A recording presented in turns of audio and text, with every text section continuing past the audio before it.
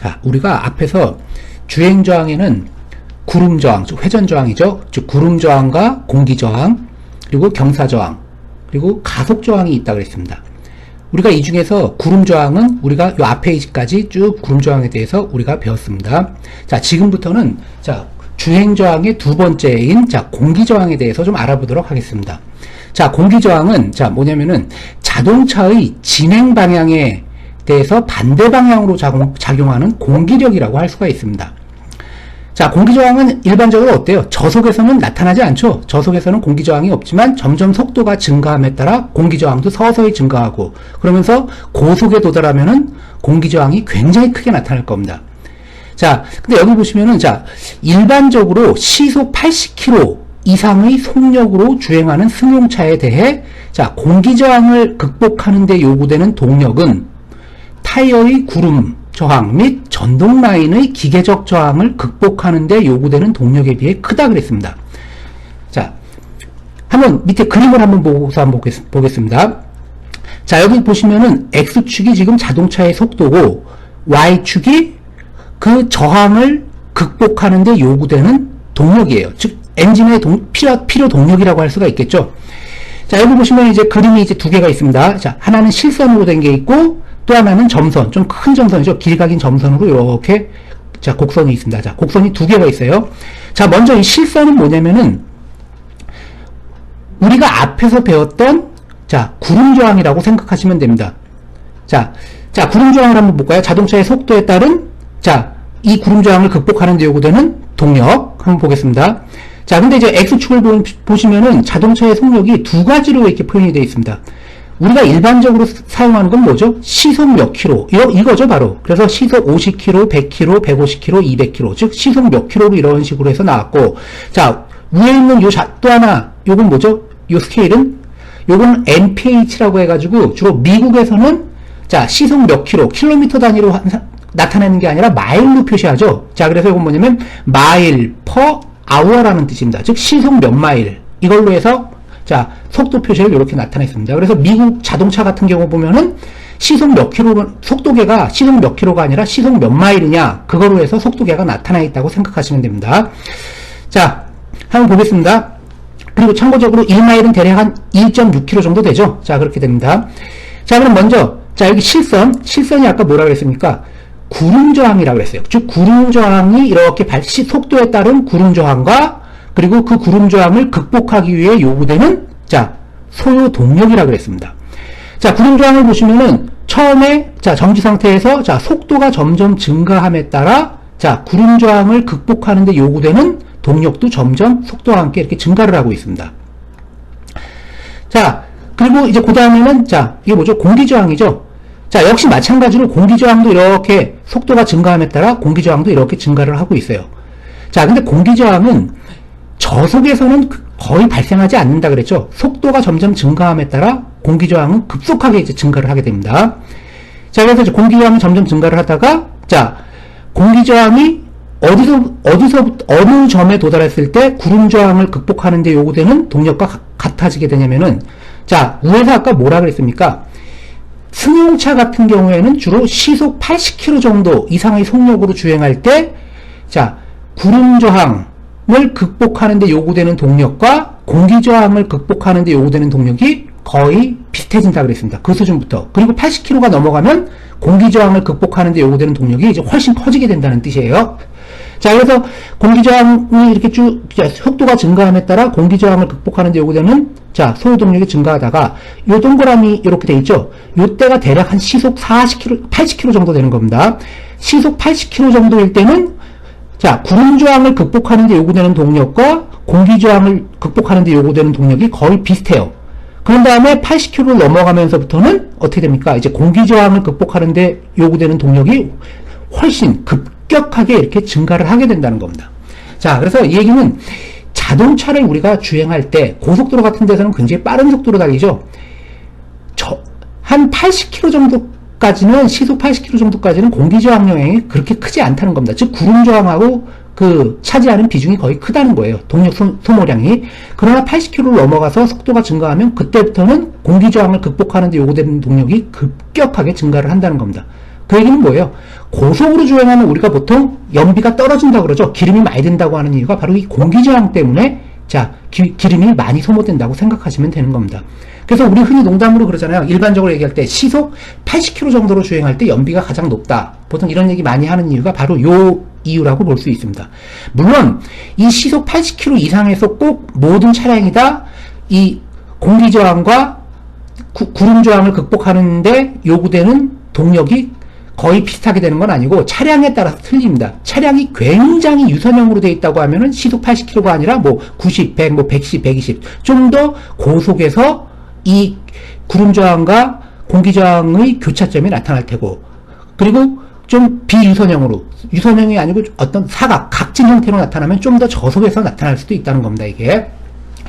자, 그리고 참고적으로 여기 보시면은, 자, 공기저항, 즉, 공기저항이든 구름저항이든, 자, 요 저항을 극복하기 위해서 요구되는 동력이 이렇게 나와 있는데, 자, 여기는 보면 HP로 되어 있고, 여기는 킬로와트로 되어 있어요. 자, 이건 뭐죠? 우리가 일반적으로 파워, 즉 동력이죠. 하면 주로 마력을 씁니다. 홀스파워죠, 마력. 자, 우리가 보통 마력을 쓰는데 이 마력은 사실은 국제 단위계가 아닙니다. 우리 엔진 같은 경우도 몇 마력 이렇게 하잖아요. 일반적으로 많이 사용은 하지만 실제적으로 이건 국제 단위계가 아니고, 실제 국제 단위계 동력의 단위는 마력이 아니라 와트 단위를 쓴다는 겁니다. 자, 와트 단위. 그래서 보통 근데 와트는 이 마력에 비해서 크기 자체가 굉장히 작기 때문에 보통 킬로와트 단위로 이제 쓰신다고 생각하시면 돼요. 이 Y축도 지금 마력하고 지금 킬로와트 두 개로 해서 우리가 표현이 되어 있습니다. 자, 그러면 공기저항이 이 고속일 때 주로 발생한다 그랬는데, 자, 이 공기저항의 주요 발생 요인에 대해서 한번 살펴보도록 하겠습니다. 자, 이러한 공기저항은 크게 두 가지 요인에 의해서 나타나게 됩니다. 첫 번째는 차체 외부의 공기 흐름에 의해서 나타나는 게 있고, 두 번째는 엔진 냉각 장치 및 냉각, 난방, 환기 등의 목적을 위한 차량의 인테리어 등을 통한 공기 흐름에 의해서 나타난다는 겁니다. 자, 여기서 차체 외부의 공기 흐름이라는 거는 말 그대로 그거예요. 우리가 일반적으로 생각하는 공기저항이라고 생각하시면 됩니다. 자동차가 고속으로 주행하면 앞에서 어떻게 돼요? 맞바람이 부는 거죠. 쉽게 말해서. 그 맞바람, 직접적으로 차체 표면에 직접적으로 이 바람이 이렇게 부딪히면서 자, 발생하는 저항이라고 생각하시면 되고, 자, 근데 이제 실제적으로 이러한 자동차의 공기저항의 거의 대부분, 거의 90% 이상입니다. 90% 이상이 자, 이 차체 외부의 공기 흐름에 의해서 나타나게 된다고 생각하시면 돼요. 자, 그리고 두 번째는 뭐냐면은 뭐 차량의 인테리어를 통한 공기 흐름이라 그랬죠. 뭐 냉각, 난방, 환기 등. 뭐 자동차 앞에 보면은 보통 수냉식 엔진이라 그러면 앞에 공기가 들어오게 구멍이 좀 뚫려 있는데 그렇게 들어오는 거. 그리고 우리가 운전할 때 보면 어떻게 돼요? 옆에 사이드 미러로 이렇게 또 주변을 보잖아요. 이 사이드 미러 같은 경우도 인테리어 개념으로 또 볼 수도 있는 겁니다. 그 사이드 미러 크기는 않지만 거기도 역시 공기저항 같은 게 많이 작용하게 될 거예요. 그런 어떤 차량의 인테리어를 통해서 나타나는, 즉 발생하는 공기저항을 우리가 두 번째 요인에 의해서 발생하는 공기저항이라고 할 수 있습니다. 물론 2번은 뭐죠? 전체의 10% 이내이기 때문에 굉장히 작은 값입니다. 그래서 일반적인 공기저항이라고 하면 1번 요인에 의해서 나타나는 공기저항이라고 생각하시면 돼요. 즉 차체 외부의 공기 흐름. 자, 그러면 1번이 거의 90% 이상을 차지한다 그랬으니까, 자, 이제 요 차체 외부의 공기 흐름에 의해서 나타나는 공기저항에 대해서 한번 살펴보도록 하겠습니다. 자, 이 차체 외부의 공기 흐름에 의해서 나타나는 공기저항에는 크게 두 가지 요인이 있는데, 첫 번째로는 차체에 작용하는 수직압력. 엄밀히 말하면 이 수직압력은 뭐에 의해서 작용하는 거죠? 바람이죠, 바람. 즉 공기에 의해서 작용하는 겁니다.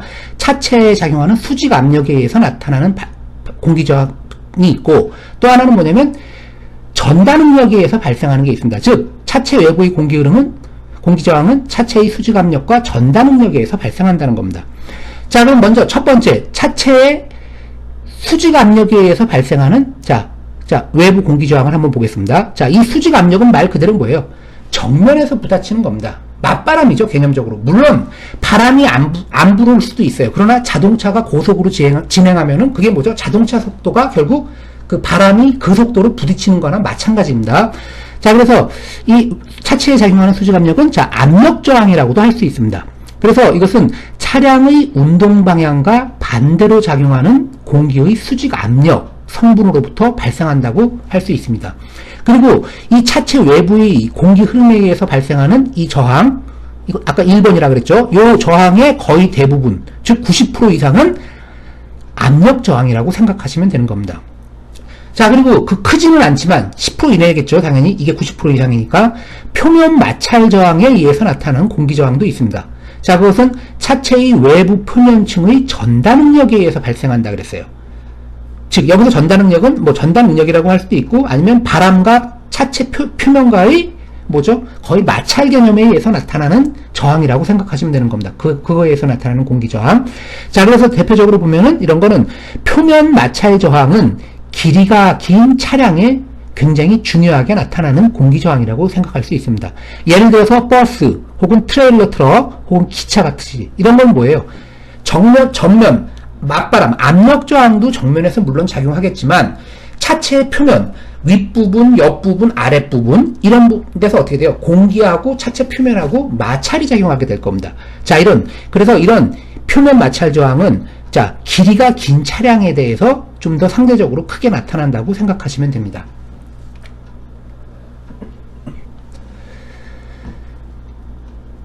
자, 그러면 이제 공기 저항을 지금까지 쭉 얘기를 했었는데 자, 우리가 공기 저항을 자, 그럼 일반적으로 어떻게 구하는지를 한번 알아보도록 하겠습니다. 자, 우리가 공기 저항은 보통 기호로 RA라고 써요. 우리가 보통 저항 하면 R로 쓴다 그랬죠. 보통 이 리지스턴스에 R자를 써가지고 대문자 R로 이렇게 일반적으로 씁니다. 그리고 공기 저항은 뭐죠? 공기에 의해서 발생하는 저항이라 그랬죠. 그래서 에어로다이나믹, 그래서 공기 저항을 에어로다이나믹 리지스턴스라고 합니다. 그래서 이 A에 해당하는 자, 아래 점자 A를 붙여서 RA라고 일반적으로 표시를 해요. 자, 그럼 공기 저항 RA는 어떤 식으로 해서 우리가 표현이 되냐면은 RA는 2분의 1 로 CD AF VR의 제곱, 이와 같이 2-20과 같은 식에 의해서 일반적으로 공기 저항을 우리가 구합니다. 자, 그럼 여기서 RA는 공기 저항이라 그랬고, 자, 여기 두 번째 로는 뭐냐면은 공기의 질량 밀도입니다. 자, 뭐냐면은 1세제곱미터, 즉 가로, 세로, 높이, 즉 1세제곱미터당 일반적으로 공기의 밀도는 약 1.23kg에 해당하는 자, 밀도를 가지고 있어요. 즉 이건 뭐죠? 15.5도씨, 즉 가장 일반적인 상온에서 공기의 밀도는 1.23kg per 세제곱미터가 이렇게 됩니다. 공기의 밀도가 높아진다. 그럼 어떻게 돼요? 당연히 공기저항, 요 값이 커지면은 어떻게 되죠? 공기저항 당연히 증가하겠죠? 자, 공기의 밀도가 올라가면은 공기저항도 증가하게 될 겁니다. 자, 그 다음에 두 번째로, 자, CD라고 되어 있는데, 자, 공기저항 계수라 그랬어요. 우리가 뭐 공기저항 계수라는 말 흔히 많이 쓰죠? 자, 이 공기저항 계수는 뭐냐면은, 쉽게 말해서 뭐냐면, 차량이 얼마나 유선형이냐, 혹은 차량의 크기, 정면에서 봤을 때 차량의 크기가 얼마나 큰가, 이런 거 여러 가지 요인에 의해서 나타나는 겁니다. 즉 뭐죠? 차량이 얼마나 유선형이면 유선형일수록 공기저항 계수는 작아지겠죠? 자, 그래서 이런 공기저항 계수가 이 공기저항에 크게 또 영향을 미칩니다. 자, 그 다음 세 번째로 AF라는 말이 있어요. 요건 뭐냐면 A는 일반적으로 뭐죠? 우리가 면적이라고 그러죠. 면적이라는 기호는 A라고 씁니다. 그 다음 여기 F라는 말이 있는데 이건 뭐냐면 차량의 전면 투영 면적이에요. 프론트라는 말입니다. 전면 투영 면적. 즉 차량이 이렇게 있을 때, 자동차가 있을 때 차량을 앞에서, 즉 정면에서 이렇게 딱 쳐다보면은 그 차량을 쳐다보면 그 차량에 보이는 면적이 있죠. 그거를 차량의 전면 투영 면적이라고 하는 겁니다. 당연히 이 전면 투영 면적이 크면은 당연히 공기 저항이 증가하겠죠, 상식적으로. 자, 그래서 이런 게 또 이제 공기 저항에 영향을 미치고. 자, 그 다음에 마지막으로 또 뭐가 있냐면 VR의 제곱이라고 되어 있습니다. V는 일반적으로 뭐죠? 속도예요, 속도고. 자, 근데 여기 R이라는 말이 있습니다. R은 뭐냐면은 그냥 속도가 아니라 바람에 대한 차량, 즉 자동차의 상대 속도를 얘기하는 겁니다. 예를 들어서 이런 거죠. 바람이 전혀 불질 않아요. 근데 자동차가 시속 100km로 가면은 바람이 불지 않는 상태에서 자동차가 시속 100km로 주행하면 그건 거꾸로 뭐죠? 자동차가 정지해 있을 때 바람이 시속 100km로 맞바람 치는 거나 동일한 효과를 낸다는 겁니다. 자, 근데 자동차가 시속 100km로 가는데 자동차의 주행 방향과 반대 방향으로 뭐예요? 반대 방향으로 맞바람이 시속 30km로 작용한다. 그러면 실제적으로 공기저항은 당연히 커지겠죠. 그때는 뭐냐면 자동차의 속도 100에다가 맞바람 치는 거 시속 30km 합치면은 이 VR, 지금 뭐라 그랬죠? 바람에 대한 차량의 상대 속도는 시속 130km가 된다는 겁니다. 그래서 요거는 이 마지막 항은 자, 바람에 대한 자동차의 상대 속도가 공기 저항에 영향을 미친다는 겁니다. 자, 근데 이 네 개의 인자, 공기의 질량 밀도, 공기 저항 계수, 그리고 전면 투연 면적은 자, 공기 저항의 어떤 관계예요? 비례 관계긴 비례 관계인데 1차죠, 1차. 1차예요. 즉, 뭐 CD가 2배가 되면 공기 저항 2배. 로가 2배가 돼도 공기저항 2배, 전면 투영 면적이 2배가 돼도 공기저항이 2배가 됩니다. 자, 근데 VR은 어떻게 돼요? VR은 제곱항으로 되어 있어요. 즉, 바람에 대한 자동차의 상대 속도의 제곱에 의해서 공기저항이 영향을 받는다는 겁니다. 이 얘기는 바람에 대한 자동차의 상대 속도가 2배가 되면 어떻게 되죠? 요 VR의 제곱이니까 공기저항은 4배가 된다는 겁니다. 그래서 이 로, CD, AF, VR 이 네 가지 요인, 즉 공기저항에 영향을 미치는 4가지 요인 중에서 뭐죠? 바람에 대한 자동차의 상대 속도가 가장 큰 영향을 미친다는 겁니다. 즉 제곱에 비례하기 때문에 자 이렇게 되는 겁니다. 자, 하여튼 결론적으로 쭉 지금까지 설명한 내용이죠. 공기저항 RA는 차량의 속도, 즉 바람에 대한 상대 속도라 그랬죠. 그냥 속도가 아니라 VR의 영향을 받고, 또 공기저항 계수 CD라 그랬죠. 이 공기저항 계수는 주로 자동차의 형상하고 관계된다 그랬습니다. 얼마나 유선형이냐 이런 형태의 CD에 영향을 받고, 또 전면 투연 면적 AF에 또 영향을 받는다 그랬고, 또 공기 밀도 등에도 크게 영향을 받는다 그랬습니다. 단 이 중에서 가장 크게 영향을 받는 건 뭐라 그랬죠? 차량의 속도, 정확히 말하면 바람에 대한 차량의 상대 속도 VR이 가장 큰 영향을 미친다는 겁니다. 공기저항에.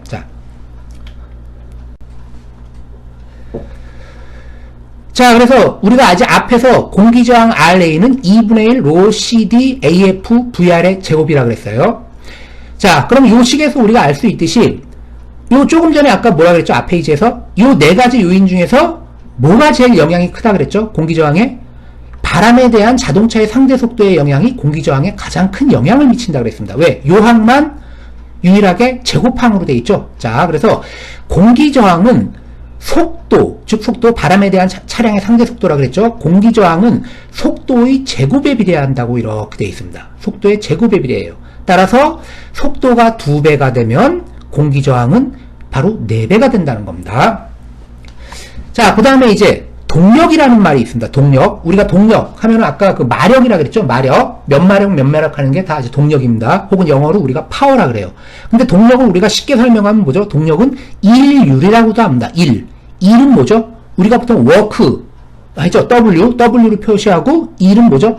어떤 물체가 있을 때 그 물체에다가 F라는 힘을 가해줘가지고 그 물체가 거리 S만큼 이동을 했어요. 그때 힘 F가 이 물체에다 해준 일, W, 즉 워크죠. W는 FS로 표현되죠. 즉 힘에다가 이동한 거리 S를 곱해가지고 우리가 일을 표시합니다. 그래서 1W는 F 곱하기 S로 해서 이렇게 표현을 해요. 자, 근데 동력은 뭐라 그랬죠? 조금 전에도 일율이라 그랬습니다. 즉 다시 말해서 단위 시간 동안에 한 일의 양, 이것을 우리가 일율 혹은 파워 혹은 동력이라고 한다는 겁니다. 그래서 동력 P는 뭐냐면 일은 일인데 어떤 일? 단위 시간 동안에 한 일입니다. 그래서 DT분의 DW로 이렇게 놓을 수 있습니다. 자, 그러면 이건 다시 쓰면 어떻게 되죠? W는 뭐라 그랬죠? 일은 힘 곱하기 이동한 거리라 그랬어요. 즉 FS가 되는 겁니다. 근데 이동한 거리는 계속 변하지만 만약에 일정한 힘을 계속 준다고 하면 일정한 힘 F는 상수니까 밖으로 나올 수가 있고, 거리는 변하니까 결국 이 식은 DT분의 F의 DS로 이렇게 놓을 수가 있습니다. 자, 그럼 DT분의 DS는 뭐죠? 이동한 거리를 시간으로 나눠준 거. 이게 바로 속도라 그랬죠? 그래서 결국 이게 속도 V가 되니까 결국 이 동력 P, 즉 일률 P 혹은 P는 자 FV, 즉 힘 곱하기 속도가 바로 동력 P로 우리가 표현할 수 있다는 겁니다. 자, 그러면 우리가 조금 전에 뭐라 그랬죠? 공기저항은 어떻게 된다 그랬어요? 속도가 2배가 되면 자 공기저항은 4배가 된다 그랬습니다.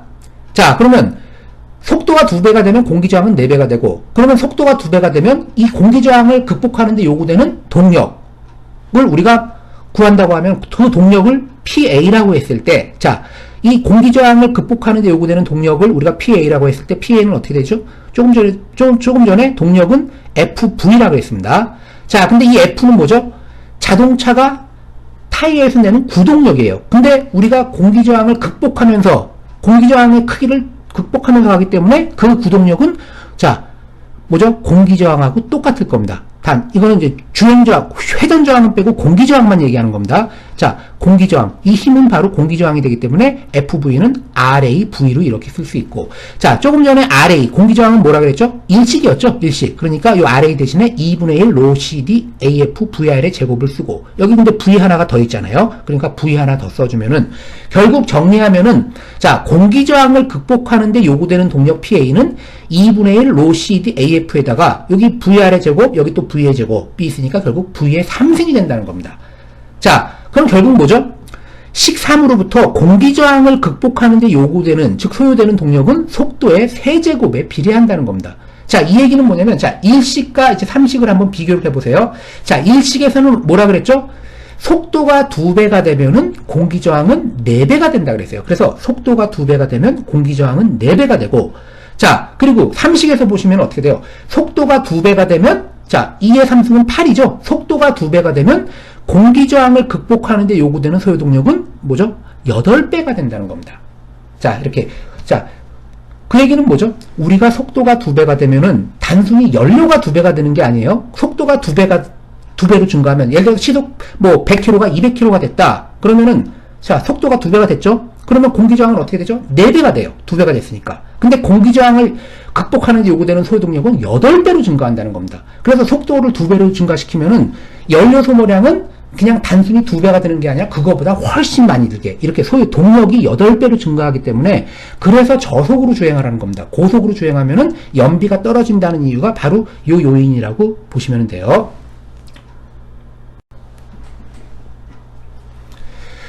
자, 다음에 이제 공기의 밀도입니다. 공기의 밀도도 공기저항에 영향을 미친다 그랬죠? 자, 그래서 일반적으로 대기 조건은 근데 이 공기 밀도가 하여튼 공기저항에 영향을 미치는데 이 공기 밀도에 영향을 미치는 게 또 대기 조건이죠. 즉, 대기 조건은 공기 밀도 로에 영향을 미친다 그랬습니다. 즉, 대기 온도가 0도씨에서 예를 들어서 38도씨로 증가하면 공기저항은 한 14% 정도가 감소해요. 이 얘기는 뭐냐면 온도가 올라가면 어떻게 되죠? 공기의 운동이 굉장히 활발해져요. 활발해지면서 공기가 좀 분산됩니다. 그래서 쉽게 말해서 공기 밀도가 줄어든다는 겁니다. 그래서 자동차가 그 공기 사이를 뚫고 지나가는데 힘이 덜 든다는 뜻이죠. 그래서 자, 온도가 올라가면은 자, 공기저항이 감소한다는 뜻입니다. 그리고 또 마찬가지로 고도가 증가하면 공기저항을 감소시키게 돼요. 자, 고도가 증가하면 보통 일반적으로 얘기 많이 하죠. 고산지대에 올라가면 기압이 떨어진다고 하고 그러면서 뭐예요? 공기 밀도가 떨어집니다. 그럼 당연히 이 로 값이 줄어들기 때문에 자, 공기저항은 감소하게 되는 겁니다. 자, 그래서 가장 대표적인 일반적인 조건은 뭐냐면 온도 15도씨, 보통 상온 15도씨일 때가 가장 일반적인 조건이고 그때 공기 밀도는 1.23 kg/, 자, 세제곱미터 이렇게 나타나게 됩니다. 자, 그리고 앞 페이지에서 자, 차량의 전면 투여 면적도 공기저항에 영향을 미친다 그랬어요. 그리고 전면 투여 면적을 우리가 AF라 그랬죠. 자, 프론트 에어리어입니다. 즉 비클의 자, 차량의 전면 투영 면적이에요. 자, 이 차량의 전면 투영 면적은 자, 어떻게 되냐면 요 그림을 한번 보십시오. 아래 그림을 보시면은 자, 자동차가 이렇게 있습니다. 그리고 이쪽이 정면이에요. 정면에서 자동차를 쭉 쳐다봤습니다. 그리고 여기 벽에다가 이렇게 놓고 자, 예를 들어서 정면에서 우리가 자, 불빛을 쫙 비치면 어떻게 돼요? 자동차 모양만큼 여기 투영이 돼가지고 그림자가 이렇게 생기겠죠. 자, 요게 바로 이 자동차의 정면에서 봤을 때 나타나는 전면 투영 면적이라고 이렇게 할 수가 있습니다. 자, 그러면 전면 투영 면적은 일반적으로 어떻게 되냐면은 자동차의 폭은 뭐죠? 폭 B. 그리고 높이 H. 자동차의 폭과 높이의 곱으로 계산된 면적의 약 79에서 84% 정도가 일반적으로 나타난다는 겁니다. 거의 80% 내라고 보시면 되겠죠. 물론 이거는 차량마다 다 틀려요. 이건 일반적으로 승용차라고 보시면 되는 겁니다. 자, 버스 같은 경우는 거의 어떻게 돼요? 거의 100%에 가깝게 되겠죠. 거의 사각형 형태니까. 자, 그래서 자, 여기 그림 보시면 어떻게 돼요? 폭이 B고 높이가 H면은 차량의 윗부분은 면적이 좀 작고 아랫부분 비어있고 하니까 실제적으로 뭐예요? 밑변 B 곱하기 높이 H보다는 전면 투영 면적이 좀 작게 나타나겠죠. 그래서 보통 80% 자동차 밑변 곱하기 높이의 약 80% 정도 전후로 나타난다고 보시면 되는 겁니다. 자, 그래서 전면 투영 면적을 보통 이런 식으로 많이 구해요. 자, AF는 뭐죠? 0.8 BH. 즉 자동차의 폭이 B고 자동차 높이가 H일 때 B 곱하기 H에다가 0.8을 곱한 거 이렇게 해도 구할 수 있고, 또는 이런 식으로도 보통 구하기도 합니다. 예를 들어서 보통 자동차가 질량이 800에서 2000kg 정도의 질량 범위 안에 있는 승용차에 대해서 차량 질량이 MV라고 했을 때, 자, 차량 질량 MV하고 전면 투영 면적 AF의 관계는 요 다음과 같이 이런 식으로 보통 표현하기도 합니다. 그래서 AF는 1.6 플러스 0.00056하고 MV 마이너스 765 해서 이런 식으로 전면 투영 면적을 구할 수도 있다는 겁니다. 뭐 여기다가 뭐 차량 무게가 만약에 1000kg이다. 그럼 여기 1000 넣고 해서 계산해가지고서 이렇게 구할 수 있다는 뜻입니다. 자, 근데 이거는 사실 정확한 값은 아니죠. 엄밀히 말해서. 근데 일반적으로 800에서 2000kg 정도의 질량을 갖는 그 범주 안에 있는 승용차에 대해서 요 식을 가지고서 요 전면 투영 면적을 계산하면은 크게 오차가 발생하지 않고 거의 이 정도 범위 전후로 이렇게 나온다는 뜻입니다. 실제 값은 아니에요. 이렇게 그냥 근사치를 구할 수 있다는 뜻입니다.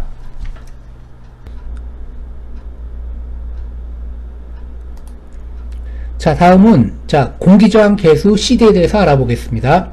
자, 보통 공기저항 계수 CD를 구할 때 사용하는 방법은, 가장 대표적인 방법이 이제 풍동시험이라는 게 있습니다. 자, 이것은 뭐냐면은 실제적으로 자동차가 뭐 시속 50km, 시속 100km 이렇게 속도에 따라서 공기저항이 다르게 나타난다 그랬죠. 그러면 이 자동차를 실제적으로 그 속도로 주행하면서 공기저항을 측정하는 게 아니라 자동차가 정지해 있는 상태에서 인공적으로 바람을 만들어서 자동차한테 그 속도로 보내는 겁니다. 그래서 자동차에다가 바람을 쏘음으로써 그에 따른 자동차의 저항, 즉 공기저항을 구하는 방식이라고 할 수가 있습니다. 이 풍동시험 장치는 사실 굉장히 고가예요. 막 수백억씩 하고 그럽니다. 그래서 이 풍동시험 장치가 이 제대로 갖춰져 있는 데는 이런 자동차 회사 중에서도 정말 메이저급 회사들이나 아주 제대로 갖춰져 있지 굉장히 이 고가 장비라고 이렇게 할 수가 있습니다. 그리고 이제 공기저항도 측정을 하지만, 자, 공기가 자동차 형태에 따라서 어떻게 돼요? 자동차의 형태에 따라서 공기가 흘러가는 모양, 뭐 와류가 있을 수도 있고 이런 형태를 또 알아보기 위해 가지고 보통 공기를, 인공 공기를, 바람을 자동차에 흘러가게 할 때 보면은 어떤 파라핀계 오일 같은 거를 태운 연기를 자, 인공 바람에 이제 포함시켜서 이렇게 흘려보냅니다. 그러면 이 공기가 흘러가면서 색깔이 있으니까 보통 하얀색이에요, 주로. 그러면 이런 차체 형상에 따라 가지고 공기가 어떤 식으로 흘러가는지 이런 것을 우리가 알아볼 수도 있는 그 장비라고 할 수 있습니다. 하여튼 굉장히 고가 장비라고 볼 수 있습니다. 자, 그럼 1번에 의한 방법이 가장 정확한 방법이고, 자, 아주 비용이 굉장히 적게 들어가는 방법으로, 자, 도로 감속 시험 방법에 의해서도, 자, 공기저항을 측정하는 방법은 있습니다.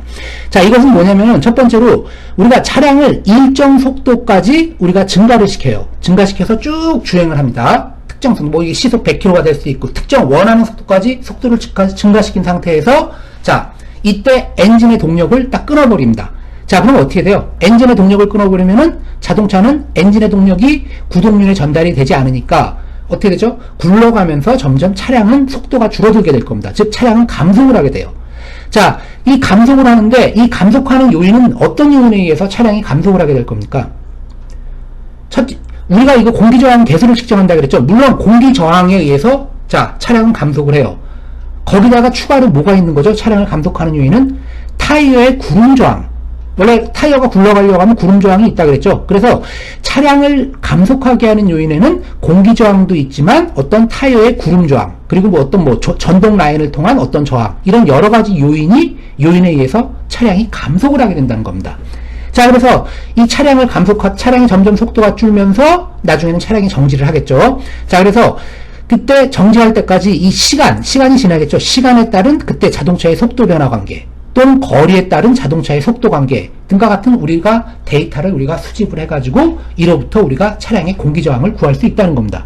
즉, 우리가 수집한 이러한 데이터에서 자, 타이어의 구름저항이라든가 아니면 동력 전달 장치를 통한 저항, 이것은 일반적으로 우리가 알고 있습니다. 자, 이 타이어의 구름저항과 전동 라인의 효과에 의한 저항을 우리가 분리함으로써 이 공기저항만에 의한 자, 감속 요인, 즉 공기저항을 우리가 여기서 유추해낼 수 있다는 겁니다.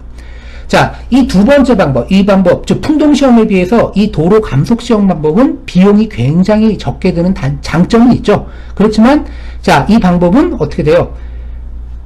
동력을 끊고 차량이 그대로 서서히 정지를 하겠죠. 그러려면 경사가 지면 안 되겠죠. 경사가 지면 그 저항에는 공기저항, 전동라인 저항, 타이어 구름 저항뿐만 아니라 경사 저항도 있을 수 있으니까 도로가 완전히 100% 평평한 도로여야 됩니다. 길이가 굉장히, 그리고 직선 주행, 직선 도로이면서 길이가 굉장히 길고, 그리고 평평한 도로에서 이렇게 측정을 해야 된다는 겁니다. 그리고 대기 조건도 아까 영향을 미친다 그랬죠. 공기의 밀도. 그래서 이러한 조건을 정확히 맞춰가지고서 해야 되기 때문에 이것도 꼭 쉬운 건 아니에요. 그렇지만 이 풍동 시험 장치는 워낙 고가이기 때문에 자, 이 2번, 두 번째 이한 방법으로도 자, 저비용으로 해서 공기 저항은 구할 수는 있다는 겁니다. 자, 여기 다음 그림이 이렇게 자동차가 6개가 나와 있는데, 제가 다른 책에서 이제 뽑았는데, 자, 여기 뭐라고 되어 있습니까? 패신저카라는 건 뭐냐면 승용차를 얘기하는 겁니다. 자, 이 승용차의 공기저항 계수라는 거예요. 그리고 여기 A, B, C, D, E, F까지 6개 모델이 있죠. 뭐 첫 번째는 뭐 시트로엥, 뭐 이렇게 뭐 쭉 이렇게 뭐 포드 이렇게 뭐 폭스바겐 뭐 이렇게 쭉 자동차 회사하고 모델명이 이렇게 있습니다. 이 각각의 차량의 공기저항 계수를 나타내는 겁니다. 뭐 첫 번째 차량은 뭐 0.311, 뭐 0.38 이렇게 공기저항이 이렇게 쭉 나와 있습니다. 그냥 요거는 그 자동차에 대해서 그 제조사에서 측정한 공기저항 계수라고 보시면 되는 겁니다. 그래서 보면 어때요? 뭐 특히 이런 거 형태가 좀 높고 좀 이런 거 공기저항 계수가 좀 크게 나타났죠. 이렇게 형태에 따라서 공기저항 계수가 각각 다르게 나타난다는 거. 그리고 좀 유성형으로 될수록 아무래도 공기저항 계수가 좀 작게 나타나겠죠. 자, 그리고 아래 테이블은 자, 자동차 형상에 따른 공기저항 계수와 공기저항 출력, 즉 공기저항 계수와 그 공기저항을 극복하기 위해 요구되는 출력을 나타낸 표라고 볼 수 있습니다. 자, 이것도 저 다른 책에서 뽑아왔어요. 자, 한번 보시면은 자, 차량의 형상 및 특성에서 지금 차가 4개가 이렇게 있습니다. 4개가 있는데 뭐 여기 뭐 설명은 각각 이렇게 나와 있지만 여러분들이 시간 날 때 한번 읽어보시고 하여튼 첫 번째, 두 번째, 세 번째, 네 번째는 각각 공기저항 계수 CD가 뭐 0.3에서 0.4 쭉 이와 같이 이렇게 나와 있고 자, 그리고 이 공기저항이 하여튼 이 공기저항 계수에 의해서 어떤 공기저항이 나타났겠죠. 그때 그 공기저항을 극복하기 위해서 요구되는 출력값이 이렇게 쭉 나와 있습니다. 즉 시속 40km로 달릴 때 81대, 121대, 161대 즉 요 첫 번째, 두 번째, 세 번째, 네 번째 각각에 대해서 시속 40km로 주행할 때 이 공기저항을 극복하는데 요구되는 동력은 자, 각각 첫 번째 차량은 0.58 단위가 뭐죠? 킬로와트. 굉장히 작죠? 뭐 0.37, 0.38, 0.29. 뭐 1만원도 안 되는 겁니다. 굉장히 작게 들어요, 소요동력이. 근데 80km로 2배가 증가됐어요. 자, 우리가 앞에서 뭐라 그랬죠? 속도가 2배가 되면 공기저항은 4배가 되고, 그리고 그 공기저항을 극복하는데 요구되는 소요동력은 속도가 2배가 되면 8배가 된다 그랬습니다. 즉 시속 40km에서 시속 80km로 속도가 2배가 증가했더니 그 공기저항을 극복하는데 요구되는 소요동력은 0.58에서 4.6, 얘는 0.37에서 3.6. 각각 항이 뭐냐면 전부 다 8배가 증가한 겁니다. 속도가 2배가 됨으로써 소요동력은 8배. 그리고 마찬가지로 요 80, 그리고 요 40에 비해서 쭉쭉 나가서 160km. 이건 4배가 증가한 거죠. 4배가 증가했으니까 그럼 몇 배가 증가했을 것 같아요? 4의 3승이죠. 그래서 이런 식으로 속도가 이렇게 자, 그 공기저항을 극복하는데 요구되는 동력이 자, 기하급수적으로 증가한다는 거. 그래서 속도가 2배가 되면 공기저항은 4배가 되고, 그리고 그 공기저항을 극복하는데 요구되는 소요동력은 8배로 증가한다는 거 앞에서 설명을 했었습니다. 자, 이제 다음 그림은 뭐냐면은 자, 한번 볼게요. 승용차죠. 패신저카 승용차라 그랬어요. 이것도 이제 J.Y. 웡이라는 사람이 쓴 책에서 이제 제가 뽑아온 건데, 자, 이 자동차의 자, 뭐냐면 운용인자, 어떻게 운용하느냐, 운용인자에 따른 자, 이 승용차의 공기저항 계수가, 운용인자가 승용차의 공기저항 계수에 미치는 영향을 한번 나타낸 겁니다. 자, 여기 보면 전부 다 이게 똑같은 차량인데 쉽게 말해서 보면 결론적으로 보면 이 차량이 뭐냐면 우리가 보통 이런 걸 뭐라 그러죠? 막 위에 막 열리고 막 오픈카죠. 오픈카예요. 굉장히 고급차죠. 사실 굉장히 오픈카입니다. 막 위에도 열리고 옆에도 열리고 하는. 자, 근데 이런 오픈카가 있는데 자, 일단 1, 2, 3, 4, 5, 6 차량의 운영 조건입니다. 그리고 Y축은 그 운영 조건에 따른 공기저항 계수를 나타낸 겁니다. 자, 첫 번째는 뭐냐면 이 오픈카가 자, 뭐든지 지금 다 닫은 상태에서 뭐예요? 일단 여기 보면 뭐라 그랬죠? 램프, 램프가 지금 클로즈드라고 되어 있습니다. 즉 램프가 라이트죠, 라이트. 쉽게 말해 라이트가 이렇게 닫혀 있는 겁니다. 라이트가 닫혀 있다는 건 뭐냐면 보통 영화 같은 데 보면 고급 자동차 보면은 어떻게 돼요? 앞에 라이트가 딱 쭉 이렇게 출발할 때 올라오죠. 밖으로 이렇게 쭉 위로 올라오게 이렇게 되어 있는 거 있는데 굉장히 고급차입니다. 자, 램프를 지금 닫은 상태고 창문 그리고 루프, 원래 썬루프가 위에 이렇게 있잖아요. 루프와 함께 그리고 뭐요? 윈도우, 창문도 다 닫은 상태입니다. 완전히 밀폐된 상태죠. 이때 이 자동차의 공기저항계수는 0.363입니다. 자, 그 다음에 두 번째 차량은 뭐냐면 동일한 차량이에요. 자, 1번하고 같은데 뭐가 다르죠? 램프가 오픈이 됐습니다. 자, 앞에 램프가 이렇게 위로 뚝 올라왔죠? 램프를 밑에 있던 게 쭉 위로 올라와서 램프를 열은 겁니다. 자, 라이트. 자, 그러면 어떻게 돼요? 자동차가 주행할 때 갑자기 없던, 쉽게 말해서 뭐죠? 액세서리 같은 게 하나가, 인테리어 같은 게 딱 튀어나온 거죠? 그럼 공기저항계수가 당연히 올라갈 겁니다. 자, 그래서 처음에 1번에 비해서 2번은 공기저항계수가 어떻게 됐어요? 0.380, 약 5% 정도가 증가하게 된 겁니다. 자, 그리고 세 번째 차량은 뭐냐면 1번하고 똑같아요. 1번하고 같은 차량에서 다른 건 뭐죠? 앞에 양 사이드 창문을 내린 겁니다. 쉽게 말해서 창문을 열은 상태예요. 그러면 어떻게 되죠? 그랬더니 공기저항계수가 0.3, 그래서 0.381, 그래서 1번 차량에 비해서 약 이것도 5% 정도 공기저항계수가 증가한 겁니다. 자, 이 얘기는 뭐죠? 우리가 고속도로나 이런 데 주행할 때 창문 내리고서 운전하면은 공기저항이 그만큼 확 증가한다는 겁니다. 자, 그 다음에 네 번째 차량은 뭐죠? 1번하고 같은데 뭐가 다르다 그랬죠? 자, 루프가 없다는 거예요. 위가 열린 겁니다. 여기. 뭐, 썬루프가 될 수도 있고, 하여튼 위가 쫙 열린 거, 자동차 위. 자, 그랬을 때 공기저항계수가 0.389가 돼서 최초 1번 차량에 비해서는 자, 7%가 증가한 겁니다. 자, 그리고 다섯 번째 차량은 뭐죠? 이제 4번하고는 같아요. 근데 뭐죠? 창문까지 열려 있는 거, 내려져 있는. 이제, 자, 이렇게 되어 있습니다. 자, 이제 완전 오픈카죠? 이제 진정한 오픈카가 된 겁니다. 자, 이때 공기저항계수는 0.447로 해서 1번 차량에 비해서 23% 정도 굉장히 많이 증가했죠. 자, 이런 식으로. 자, 그리고 여섯 번째 마지막 차량은 뭐냐면 오픈카 이 형태에서 이제 앞에 라이트, 램프, 라이트를 이렇게 또 열은 겁니다. 그랬더니 아까 1번에서 2번으로 됐을 때 요만큼 증가했다 그랬죠. 5%. 그래서 요거에 비해서 라이트 하나가 더 올라간 거니까 역시 5%가 추가돼가지고 28%가 증가했습니다. 그래서 공기저항계수는 0.464. 자, 이와 같이 동일한 차량이라고 하더라도 자, 이렇게 차량을 어떤 식으로 운용하느냐에 따라서 자, 공기저항계수가 완전히 틀려질 수 있다는 겁니다. 자, 조금 전에도 얘기했지만 일반 승용차 같은 거 우리 고속도로 주행할 때 창문 열고서 주행하면은 공기저항계수가 확 증가하기 때문에 결국 뭐죠? 연료 소모량이 크다는 겁니다. 자, 그래서 연비가 떨어진다는 거겠죠. 그래서 최초에 완전히 밀폐된 상태가 엄밀히 말하면 제일 좋겠죠. 그리고 뭐 창문을 연다든가 이러면은 튀어나오진 않더라도 어떤 공기 와류 현상에 의해 가지고 자, 이렇게 공기저항 계수가 증가할 수 있다는 겁니다. 그럼 당연히 공기저항도 증가하겠죠. 자, 여기 뭐 예제라고 되어 있는데 사실 예제라는 건 아니고 그냥 이제 책에 나와 있는 거 한번 설명을 한 겁니다. 자, 여기 뭐라고 되어 있어요? 질량이 1600kg짜리 자동차가 있습니다. 질량 1600kg. 그리고 전면 투영 면적이 1.17제곱미터. 이거, 그리고 레이디얼 타이어. 보통 고속 주행할 때 승용차는 다 레이디얼 타이어라고 그랬죠? 물론 타이어는 이거 말고 다이어트 타이어도 있다 그랬습니다. 자, 레이디얼 타이어로 되고서 시속 96km의 속도. 자, 96이 두 번 들어갔네요. 자, 96km의 속도로 정상 주행하는 승용차에 대해 자, 공기저항계수 CD가 만약에 0.5에서 0.3으로 감소할 경우에는 자, 연료 효율이 약 23% 향상된다는 겁니다.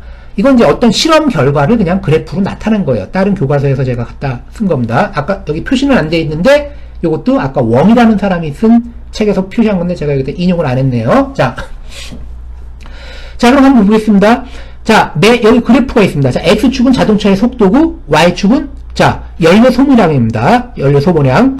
자, X축은 속도는 뭐로 되어 있죠? 스피드는 시속하고 마일로 되어 있어요. 즉, 시속 몇 킬로. 이거는 시속 몇 마일. 즉, 마일 퍼 아워라 그랬죠? 이렇게 되어 있고, 속도가 증가하는 거고. 자, 그 다음, 여기 연료 소모량은 어떻게 되어 있죠? 자, 리터 퍼 100km. 즉, 각각의 어떤 속도에 대해서 시속 100km로 주행하는 동안에 100km를 주행하는데 얼마만큼의 몇 리터의 자, 뭐 연료가 소모되냐. 즉 100km를 주행하는데 몇 리터의 연료가 소모되나 이런 뜻입니다. 자, 그리고 여기는 뭐 MPG라고 되어 있는데 이거는 뭐냐면 갤런이라는 뜻입니다. 즉 자, 이것도 역시 그 마일을, 100마일을 주행하는데 몇 갤런이 소모되나. 이건 이제 미국에서 쓰는 단위겠죠. 이건 갤런이라는 뜻입니다. 이건 리터고, 이거는 갤런. 1갤런은 대략 한 3.8리터 정도 된다고 보시면 돼요. 자, 그럼 한번 볼게요. 아까 공기저항계수가 0.5인 게 어느 거죠? 맨 아래쪽입니다. 맨 아래쪽 그래프. 맨 아래쪽 그래프가 이렇게 있어요.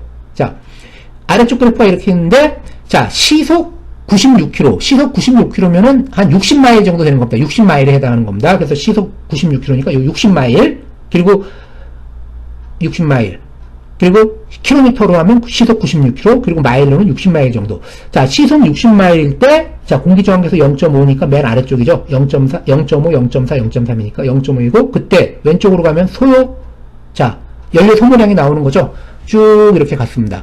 자, 그러면 이 시속 96km로 주행할 때, 단 공기저항계수가 0.5죠. 그때 시속 96km로 100km를 주행하는데 소모되는 연료는 얼마큼 든다는 겁니까? 이거는 올라가는 게 큰 게 아니라 내려가는 게 연료 소모량이 크게 거꾸로 그려져 있네요. 이 그래프는. 자, 그러면 여기가 7이고 여기가 10이니까 대략 한 8리터, 100km 주행하는데 한 8리터 정도의 연료가 소모된다는 뜻입니다. 자, 근데 이번에 만약에 이 차량이 사실 공기저항계수를, 차량에 대한 공기저항계수를 0.5에서 0.3으로 이렇게 순간적으로 물론 바꿀 수는 없겠죠. 바꿀 수는 없지만 예를 들어서, 자, 공기저항계수가 만약에 이게 0.3으로 바뀌었다, 이 자동차가. 그러면은, 자, 똑같이, 자, 60마일, 즉, 시속 96km로 주행할 때, 요 점이죠. 0.3, 요 맨 위에 있는 거 쭉 가보면은, 그때 연료 소모량은 어떻게 됐습니까? 자, 얘가 100km 주행하는데 5리터, 얘가 7리터니까 뭐 대략 한 6.5리터 정도 이제 연료가 소모된다는 뜻입니다. 그래서 공기저항계수가 0.5일 때는 약 8리터, 공기저항계수가 0.3일 때는 한 6.5리터 해서 대략적으로 한 25% 정도 되겠죠. 그래서 정확히 하면 하여튼 23% 정도 연비가 향상된다는 것을 알 수가 있습니다. 자, 다음 그림은, 자, 이건 뭐죠? 이것도 역시 마찬가지로 같은 책에서 제가 뽑아온 건데, 요거는 보통 이거 트레일러 트럭이죠? 자, 트랙터, 트레일러, 혹은 트랙터 세미 트레일러, 이런 차량인데, 짐 싣고 가는 거, 트레일러 싣고 가는 트럭 여러분들 고속도로 같은 데서 많이 봤을 겁니다. 이 트레일러인데, 비슷한 트레일러인데, 자, 여기 뭐라고 되어 있습니까? 제목이. 자, 공기저항 계수, 즉 트랙터 세미 트레일러라 그래요. 트랙터 세미 트레일러의 공기저항 계수입니다. 근데 뭐냐면, 자, 뭐죠? 이 트랙터 세미 트레일러의 뭡니까? 이 바디 어떤 형태라든가 아니면은 부착 장치가 이런 트랙터 세미 트레일러의 공기저항 계수에 미치는 영향에 대해서 한번 알아본 겁니다. 자, 여기 보면 1번이 있어요. 자, 여기 트럭이 있죠? 트럭인데 보통 트랙터라고도 합니다. 이거를. 자, 트럭이 있고 여기다가 트레일러가 뒤에 이렇게 실려져 있어요. 자, 그러면 이렇게 쭉 주행을 하면 어떻게 돼요? 앞에서 맞바람이 치겠죠? 여기 딱 직각으로 돼 있으니까. 그럼 공기저항 계수가 굉장히 클 겁니다. 자, 이때 요 차량, 요 트레일러의, 자, 공기저항 계수가 0.863입니다. 자, 근데 이제 2번 같은 경우는 어떻게 돼 있냐면은, 앞에다가 이렇게 라운드 처리한 것처럼 이렇게 판을 이렇게 돼가지고 이렇게 약간 경사지게 좀 유선형으로 이렇게 만들었어요. 그러면 아까는 여기가 바람이 직접적으로 닿지만 어떻게 돼요? 여기 앞에서 이렇게 유선형으로 되어 있으니까 공기가 자연스럽게 좀 흘러가겠죠, 이렇게. 자, 그랬더니 공기저항 계수가, 자, 0.663 이렇게 떨어졌습니다. 자, 그리고 요거는 다른 형태로 이렇게 했을 때는 0.666, 여기 0.657 형태에 따라서 공기저항 계수가 이렇게 쭉 다 변하는 걸로 이렇게 나왔습니다. 이렇게. 자, 형태에 따라. 일단 보기에도 이런 게 크겠죠? 이런 게 앞에 달린 것보다는 없는 게 훨씬 클 겁니다. 이 사각판에 직접적으로 맞바람, 압력저항이라 그랬죠? 쉽게 말해서 압력저항. 자, 이런 거. 마찬가지로 이것도 굉장히 크게 나타날 테고. 자, 이런 식으로 이렇게 이런 트레일러 부착한 거, 이런 차량에 보면은, 자, 요렇게 앞에 고속도로에 보면 이런 거 많이 장착을 했죠. 이게 장착한 게 폼으로 다른 게 아니라는 겁니다. 물론 달면은 멋은 있어요. 폼도 있지만 이 공기저항을 줄여가지고 연료 소모량, 즉 기름 소모량을 줄이기 위해서 이런 형태, 이런 걸 달았다고 보시면 되는 겁니다. 자, 그리고 요거는, 자, 이제 다양한 형태의 차량에 대해서, 자, 공기저항 계수값을 이렇게 쭉 이제 나타낸 겁니다. 자, 일반적으로, 자, 여기 패신저카, 즉 승용차죠. 승용차의 공기저항 계수는 일반적으로 한 0.3에서 0.52 범위 안에 든다는 거고, 밴, 배는 뭐죠? 보통 뭐죠?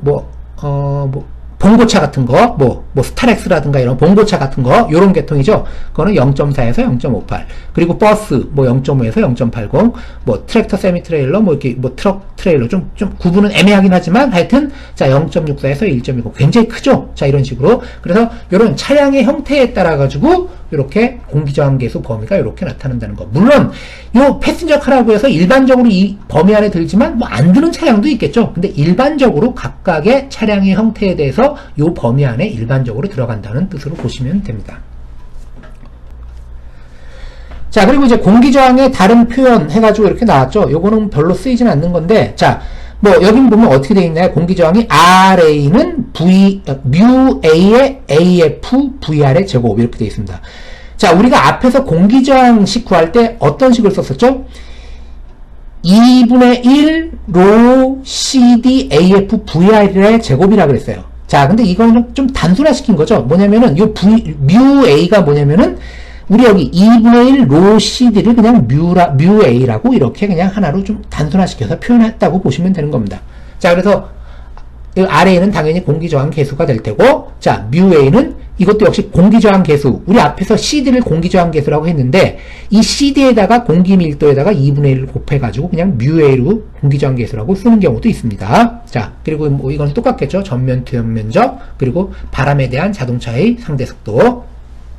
자, 여기 자동차의 속도라고 나왔지만 정확한 말은 아니죠. 바람에 대한 자동차의 상대 속도입니다. 요 R이 뭐냐면은 그냥이 아니라 왜 R이 들어가면 상대 속도 할 때 렐러티브 벨로시티 해가지고 상대 속도라는 의미에서 R자를 붙인 겁니다. 바람에 대한 자동차의 상대 속도죠. 자, 그래서 차량 종류에 따른 공기저항 계수. 앞에 페이지에서 제가 공기저항 계수 차량 타입에 대해서 이렇게 설명을 했었는데, 요거는 뭐죠? 공기저항 계수 CD가 아니라 2분의 1 로 CD로 해서 나타난 뮤A로 해서 나타난 공기저항 계수라고 보시면 됩니다. 자, 이것도 차량에 따라서 이렇게 쭉 나와 있죠. 유선형으로 만든 스포츠카 이렇게 쭉 차량 종류가 있는데, 요거는 여러분들이 한번 그냥 의미만 한번 살펴보도록 하시면 되는 겁니다. 자, 요거 여러분들 강의 노트에도 나와 있죠. 자, 넘어가겠습니다.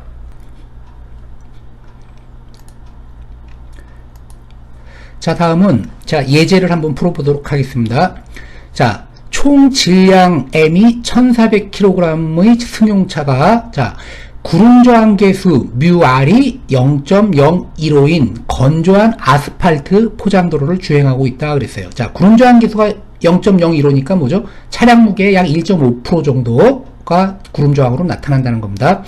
자, 근데 이 자동차는 공기저항 계수 CD가 0.35이고, 그 다음 전면 투영 면적 AF는 1.9m다 그랬어요. 1.9 제곱미터가 되겠죠. 자, 면적이니까.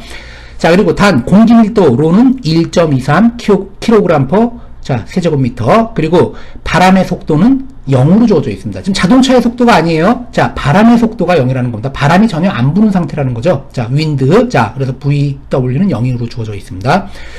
자, 이럴 때, 자동차의 속도가 각각 1, 2, 3, 세 가지 경우일 때 자동차의 구름저항 RR을 구하고, 그 다음 구름저항 출력 PR.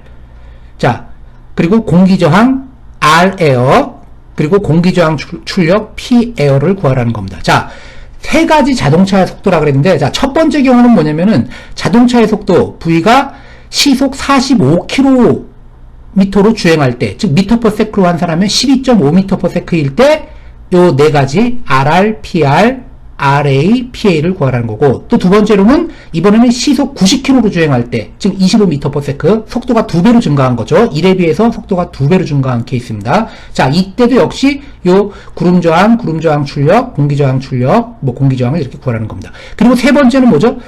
2번에 대해서 또 속도가 2배로 됐어요. 자, 시속 180km, 즉 1번에 비해서는 4배로 증가한 거죠. 즉 50m/s일 때 각각 세 가지 경우에 대한 겁니다. 이 각각 세 가지 경우의 속도에 대해서 자동차의 구름저항 RR을 구하고, 그 다음 구름저항 출력 PR. 이 구름저항 출력이라는 건 뭐라 그랬죠? 이 구름저항을 극복하기 위해 요구되는, 즉 필요한 소요 동력을 얘기하는 겁니다. 즉 구름저항을 극복하기 위해 필요한 소요 동력, 즉 구름저항 출력 PR을 구하고, 또 각각 세 가지 속도일 때 공기저항 RA를 또 구하라는 거고, 또 요 공기저항을 극복하기 위해 소요되는 동력 P에어를 또 구하라는 겁니다. 다음 구름저항 RR. 구름저항은 주로 뭐에 의해서 나타난다 그랬죠? 타요의 변형에 의해서 주로 나타난다 그랬죠? 근데 이 구름저항, 그리고 구름저항 계수는 이렇게 따로 주어져 있습니다. 0.015로. 자, 이 구름저항 계수는 속도의 영향은 무시한다. 즉, 모든 속도에 대해서 동일하다고 가정을 하고서 풀라는 뜻입니다. 자, 그럼 한번 문제를 풀어보겠습니다. 첫 번째, 이제 구름저항을 구하라 그랬죠? 자, 구름저항은 속도의 영향을 안 받으니까 속도 1번의 경우, 2번, 3번의 경우, 즉, 세 가지 경우에 대해서 구름저항은 전부 다 똑같아요. 속도의 영향을 안 받는다 그랬으니까. 자, 그래서 구름저항 RR은 뭐라 그랬죠? 구름저항 계수 뮤R에다가 자동차의 무게를 곱해주면 되는 겁니다.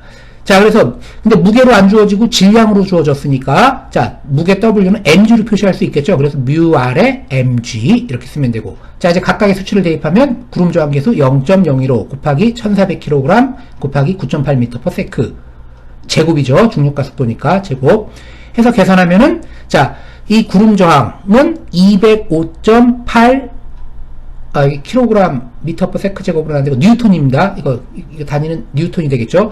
205.8 뉴턴이 나오게 됩니다. 그리고 대략 205.8이니까 약 206 뉴턴. 그래서 이 자동차는 세 가지 속도에 대해서 1, 2, 3에 대해서 구름 저항은 다 똑같고 전부 다 한 206 뉴턴의 자 구름 저항이 나온다는 뜻입니다.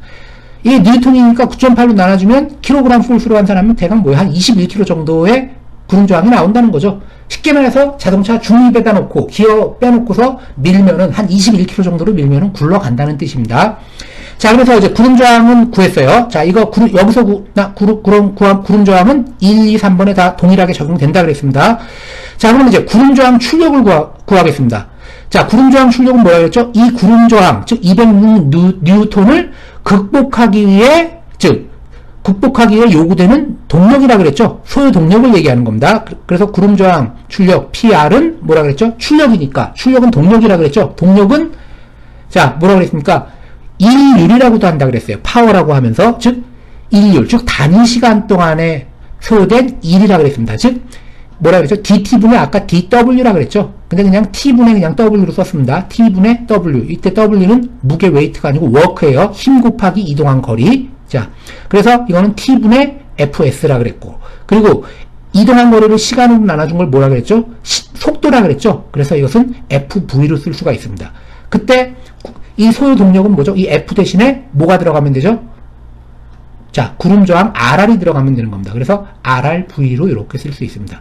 자, 그러면 속도, 세 가지 속도에 대해서 1, 2, 3에 대해서 각각 이 구름 저항을 극복하기 위해서 요구되는 동력을 한번 구해보면은, 자, 첫 번째 속도가 뭐죠? 시속 45km, 즉 12.5m/s죠. 자, 이때 소요되는 동력 PR은 자, 구름 저항에다가 속도를 곱한 거라 그랬죠. 자, 그래서 구름 저항은 206 곱하기 속도는 12.5m/s 해서 구하면은 2575와트라는 동력이 소모된다는 뜻입니다. 그리고 보통 이 와트는 굉장히 작은 값이기 때문에 보통 킬로와트 단위로 보통 사용을 해요. 그래서 2.574 킬로와트의 동력이 소모된다는 뜻입니다. 자, 두 번째 속도가 이번엔 뭐죠? 12.5가 아니라 뭐라 그랬죠? 시속 90km, 즉 25m/s니까 식은 똑같죠? PR은 RRV인데 206 뉴턴. 자, 구름 저항은 다 똑같아 그랬어요. 아까 모든 속도에 대해서. 거기다가 뭐죠? 주행하는 속도가 틀리다 그랬죠? 그래서 속도는 25m/s 해서 하면은 약 5150와트, 즉 5.15kN. 자, 세 번째 속도가 시속 180km일 때, 자, 그때는 50m/s라 그랬죠? 그래서 206 뉴턴 곱하기 50m/s 하면은 약 1300와트 해서 10.3kW라는 소요 동력이 필요하다는 겁니다. 자, 이 속도에 관계없이 구름 저항은 다 똑같아요. 그러나 속도가 증가함에 따라서 그 구름 저항을 극복하는데 필요한, 즉 요구되는 소요 동력은 각각 어떻게 되죠?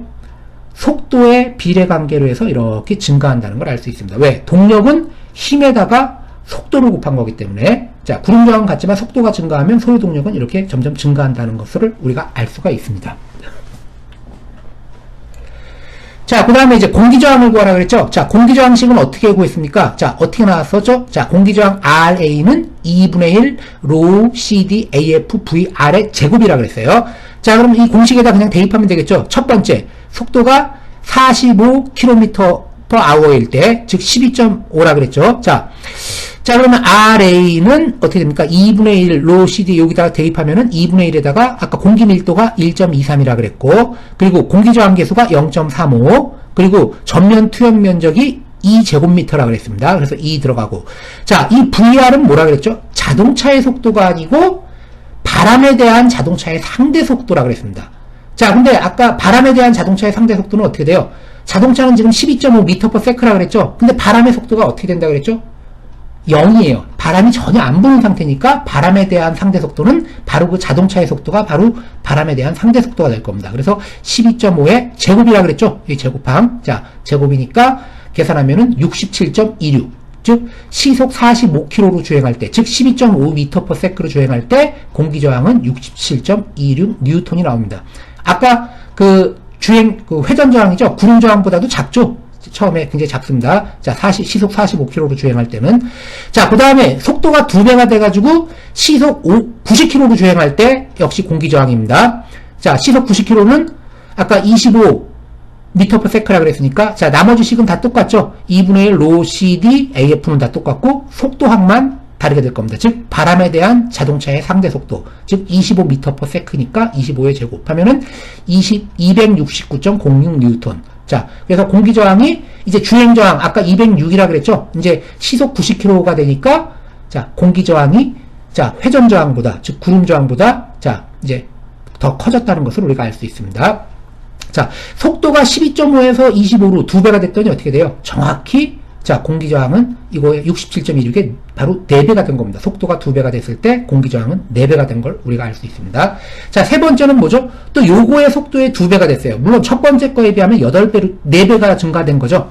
자, 그러면, 자, 이것도 똑같은 식에다가 2분의 1 로 CD AF에다가 속도가 25의 2배니 50m/s죠. 이거에 제곱해주니까 1076.25 뉴턴. 자, 그래서 속도가 25에서 50으로 2배가 됐더니, 자, 구름 저항은 4배가 된 겁니다. 아, 구름 저항은 4배. 물론, 이거에 비하면 몇 배죠? 요거의 4배, 4배. 자, 16배가 증가해. 즉, 속도가 4배로 증가했을 때는, 즉, 12.5에서 50으로 4배 증가했을 때는, 구름 저항은 4의 제곱이니까 16배가 증가했다는 것을 우리가 알 수 있습니다. 굉장히 크죠? 아까, 구름 저항은 한 21kg/s 정도 나왔어요. 206 뉴턴이니까. 근데 이거는 1076 뉴턴. 대략 뭐예요? 한 110kg. 자, 굉장히 큰 값으로 이렇게 나오게 됐죠. 자, 그러면 그 다음에는 뭐죠? 세 개의 속도에 대해서 이 공기 저항을 각각 요 세 개 공기 저항을 극복하기 위해 요구되는 소요 동력을 구하라 그랬습니다. 자, 소요 동력은 어떻게 구하면 되죠? 공기 저항을 극복하기 위해 필요한 소요 동력은, 자, 동력은 힘 곱하기 속도라 그랬으니까 이 각각의 속도에 대해서 구한 공기 저항에다가 그 자동차의 속도를 곱해주면 될 겁니다. 힘 곱하기 속도가 우리가 파워, 즉 동력이라 그랬죠? 혹은 출력. 자, 그럼 첫 번째, 자, 공기 저항을 극복하기 위해 필요한 동력, RV라 그랬으니까 첫 번째 시속 45km, 즉 12.5m/s일 때는 공기 저항이 67.26이니까 67.26에다가 자, 속도 뭐죠? 12.5m/s 하면은 840.75W, 대략 0.841kW. 굉장히 작죠, 사실은. 시속 45일 때 공기 저항을 극복하기 위해 소요되는 동력은 약, 마력으로 환산하면은 그러니까 1kW는 대략 한 1.36 마력 정도 됩니다. 그러니까 한 1.144마력. 굉장히 소요 동력이 작아요. 엔진이 보통 웬만한 승용차 보면 막 150마력 정도 하고 그러죠. 자, 뭐 큰 거는 뭐 300마력도 되고, 그럼 150마력 중에서 이 공기 저항을 극복하는데 소요되는 동력은 1.14마력이니까 그 엔진의 100분의 1도 사용 안 한 겁니다. 굉장히 작은 값이죠. 자, 근데 이번에는 뭐죠? 두 번째, 속도가 25m/s일 때 공기 저항이 269가 나왔어요. 그럼 이 공기 저항 269일 때 이것을 극복하기 위해 소요되는 동력 뭐죠? 공기 저항에다가 25m/s 곱해주면 되겠죠. 힘 곱하기 속도니까. 그래서 계산했더니 6726.5W가 나왔습니다. 즉 6.727kW. 자, 속도가 2배가 됐더니 아까 공기 저항은 4배가 됐어요. 근데 소요 동력은 어떻게 됐죠? 속도가 2배가 되니까 소요 동력은 8배로 증가한 겁니다. 엄청나게 증가했죠. 자, 그 다음 속도가 이번에는 뭐죠? 50m/s 또 2배로 증가한 거죠. 자, 그때 공기 저항을 극복하는데 소요되는 동력은 자, 아까 공기저항이 1076이라고 그랬으니까 1076에다가 50m/s 했더니 53,812.5W, 즉 대략 53.813kW가 나왔습니다. 자, 마력으로 환산하면 거의 73마력. 엄청 크죠? 거의 엔진 동력, 150마력이라 그러면 거의 엔진 동력의 절반 정도를 공기저항을 극복하는데 사용했다고 볼 수 있습니다. 자, 이와 같이 속도가 2배가 됐더니 공기저항은 4배가 되고, 또 속도가 요거 기준으로 4배가 됐을 때는 공기저항은 16배가 됐습니다. 67에서 1076으로. 자, 근데 공기저항을 극복하는 데 소요되는 동력은 어떻게 됐습니까? 속도가 2배가 됐더니, 아까 뭐라고 했죠? 속도의 3승이라고 그랬죠? 공기저항 소요 동력은. 자, 그러니까 8배가 증가했고, 또 여기서 속도가 2배가 됐더니 또 8배가 증가했어요. 그럼 최초에 12.5에서 50으로 속도가 4배가 증가했을 때는 4의 3승이니까 64배가 증가한 겁니다. 엄청나게 증가하게 된 거죠. 그래서 이렇게 시속 45km로 주행하는 거하고 시속 180km로 주행하는 거하고 이 공기저항을 극복하는 데 소요되는 동력은 속도를 4배로 증가했더니 그 동력은, 필요 동력은 64배로 증가했다는 것을 알 수 있습니다. 그래서 고속으로 주행하면은 연비가 떨어진다는 게 결국 이런 얘기라고 할 수 있습니다. 여기서 이 수치에서 바로 나타나죠. 자, 그래서 저속으로 적당한 속도로 주행해야 된다는 겁니다. 연비를 아끼려면은. 자, 다음 표는, 자, 앞에 이제 우리가 계산했던 결과입니다. 속도 12.5m/s, 25m/s, 그리고 50m/s. 시속으로 하면 시속 45km, 90km, 180km에 해당되는 거였죠. 그때 각각의 구름 저항은, 자, 12.5, 25, 50m/s일 때 206. 다 똑같다 그랬습니다. 속도에 관계없고. 그리고 구름 저항, 그리고 공기 저항은, 자, 속도가 2배가 되면 공기저항은 4배가 된다 그랬으니까 그때 공기저항이 12.5일 때 67.26이었고 앞에서 계산했죠. 그리고 속도가 2배가 되니까 25로 되니까 4배로 증가해서 269.06, 그리고 50m/s일 땐 1076N 이렇게 나왔고. 자, 그럼 우리가 앞에 이제 그 구름저항을 구하고 구름저항을 극복하는데 소요되는 동력 이렇게 구했습니다. 각각의 속도에서 206일 때 요거 25m/s일 때 각각 구했고, 또 공기저항을 각각 속도에 대해서 각각 구했고, 이 공기저항을 극복하는데 요구되는 동력 0.84kW 이렇게 6.727, 53.81 각각 구했어요. 자, 근데 이제 전체 저항은 사실 뭡니까? 이 상태에서 전체 저항은 구름저항에다가 공기저항을 합친 게 전체 저항이 되겠죠. 그래서 전체 저항은 2개를 합친 거니까, 자, 12.5m/s로 주행할 때 전체 저항은, 즉 시속 45km 2개를 더해서 273.26, 그리고 시속 90km, 즉 25m/s일 때는 475, 그리고 50m/s, 즉 시속 180km일 때는 1282.25가 이제 전체 저항이라고 볼 수 있습니다. 즉 구름 저항하고 공기 저항을 더해서. 그러면 우리가 이 앞에서 구름 저항을 극복하는 데 필요한 소요 동력, 공기 저항을 극복하는 데 소요 동력 각각 속도별로 구했어요. 그러면 이 전체에 대해서 소요되는 동력은 뭡니까? 이 2개를 더한 거겠죠. 그래서 전체 소요 동력은 2개를 더해 가지고, 자 3.415kW, 그리고 11.877kW, 64.11kW 각각 2개를 각각 더한 겁니다. 자, 이런 식으로 전체 소요 동력도 구할 수 있습니다. 이 얘기는 뭐예요? 이 속도로 주행하려면은 최소한 엔진의 파워는 이거보다는 최소한 커야 된다는 거죠. 이거보다 크지 않으면은 이거를 극복해서 이 속도를 낼 수 없다는 뜻으로 보셔도 됩니다. 물론 정확히 말하면 이거보다는 훨씬 더 커야 돼요. 왜? 엔진에서부터 최종 구동축까지 동력을 전달하는 거, 그 동력 전달 장치라 그랬죠. 동력을 전달하는 과정 중에서 에너지 손실이 있습니다. 즉 엔진에서 100마력이 발휘된다 그러면은 최종 동력, 구동축의 동력을 전달할 때는 100마력이 그대로 전달되는 게 아니라 90마력만 전달될 수도 있고, 그때는 동력 효율이 보통 90%라는 뜻입니다. 이런 식으로 엔진에서부터 최종 구동축까지 동력 손실이 있기 때문에 사실은 그것도 고려를 해줘야 되는 겁니다. 실제적으로는. 자, 하여튼 이렇게 전체 소요 동력을 이런 식으로 구할 수 있습니다. 자, 이런 걸 우리가 계산을 해가지고서 자동차 최고 속도, 최저 속도 이런 거, 최고 속도니 이렇게 이런 걸 다 따져가지고서 엔진의 용량이 결정돼야 된다는 뜻입니다. 자, 요 그림은 우리가 앞에서 구했던 거를 제가 그냥 엑셀로 그냥 그린 겁니다. 자, X축은 뭐죠? 속도예요. 자동차의 속도. Y축은 뭐죠? 저항입니다. 자, 주행저항. 자, 그러면 맨 처음에, 자, 여기 뭐라고 했죠? 검은색에다가 이렇게 된 거, 롤링이니까 뭐죠? 이게 구름저항입니다. 구름저항은 뭐죠? 아까 요게, 여기가 미터 퍼 세크니까 맨 처음 12.5m/s, 그 다음, 25m/s, 그 다음 50m/s, 각각의 속도일 때, 자, 구름 저항을 나타내는 겁니다. 아까 206이라 그랬죠? 동일하다 그랬죠? 동일합니다. 그리고 두 번째, 자, 파란색은 뭐죠? 공기저항이라 그랬어요. RA, 에어로다이내믹이죠? 자, 그래서, 자, 12.5m/s일 때 공기저항. 자, 어때요? 구름 저항보다도 작죠? 그러나 이제 속도가 점점 증가하면서, 자, 25m/s가 됐을 때, 아까 시속 90km라고 그랬습니다. 제가 앞에 설명할 때 일반적으로 승용차는 시속 80km 정도 이상 정도에서 보통 공기저항하고 구름저항하고 거의 비슷한 수준이 된다고 그랬습니다. 그리고 그 이상을 80km를 넘어가면 공기저항이 급격하게 커진다고 그랬습니다. 물론 이거 정확히 80은 아니죠. 그렇지만 80 전후로 보통 나타난다고 보시면 돼요. 자, 하여튼 속도가 25m/s가 됐더니 공기저항은 구름저항보다 커졌습니다.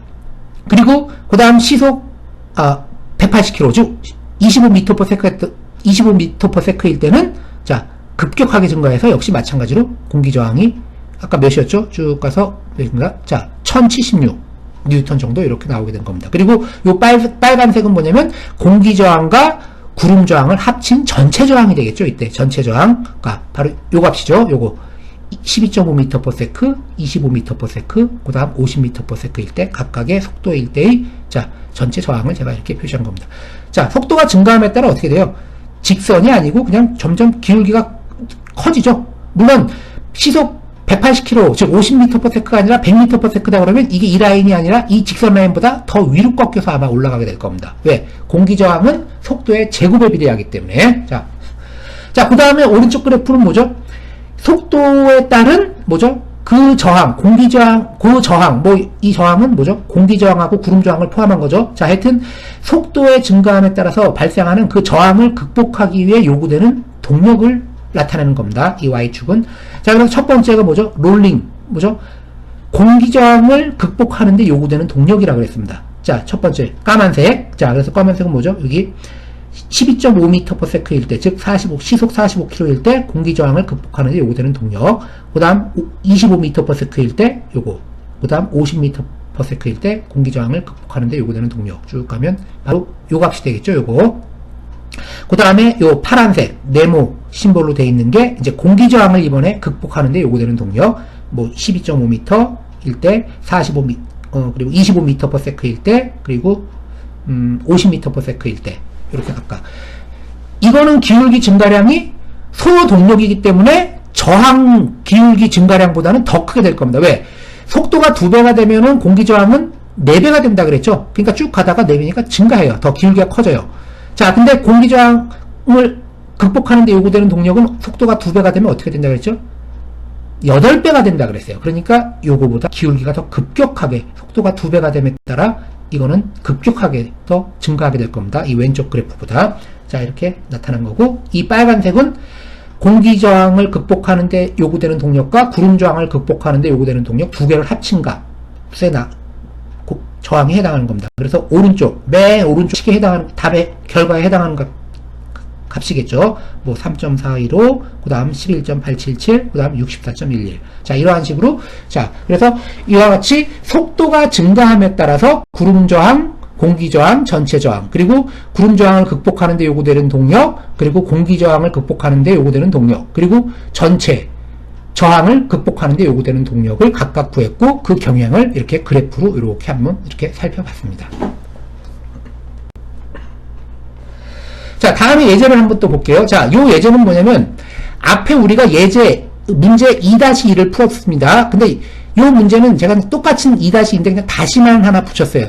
2-2-2. 똑같은 문제입니다. 앞에 문제인데 하나만 변화를 준 겁니다. 뭘 변화를 줬냐면은, 이 문제는 앞의 문제, 즉 예제 2-2와 동일한 조건이에요. 자, 동일한 조건인데 하나만 바꿔놨습니다. 뭐냐? 앞에 예제 2-2에서는 바람의 속도가 어떻게 됐었죠? 바람이 전혀 불지 않았습니다. 즉 바람이 전혀 불지 않는, 즉 바람의 속도 VW가 0이었습니다. 근데 이번 문제에서는 이제 0으로 하는 게 아니라 이 바람의 속도 VW가 0이 아니고 차량의 진행 방향과 반대 방향으로, 즉 쉽게 말해서 뭐예요? 차량이 진행하는데 반대 방향이니까 뭐죠? 맞바람 치는 거죠. 반대 방향으로 VW가 10m/s로 맞바람이 이렇게 불고 있는 경우에 대해서 계산하시오. 그런 겁니다. 자, 그럼 먼저 이제, 자, 공기저항이 있는데, 일단 제가 여기서 구름저항은 뺐어요. 왜? 구름저항은 어차피 속도, 세 가지 속도에 대해서 다 동일하고 바람하고 관계없는 겁니다. 그래서 앞에 구름저항 값은 구했으니까 그건 그대로 그냥 넘어갈게요. 똑같아요. 자, 그리고 공기저항.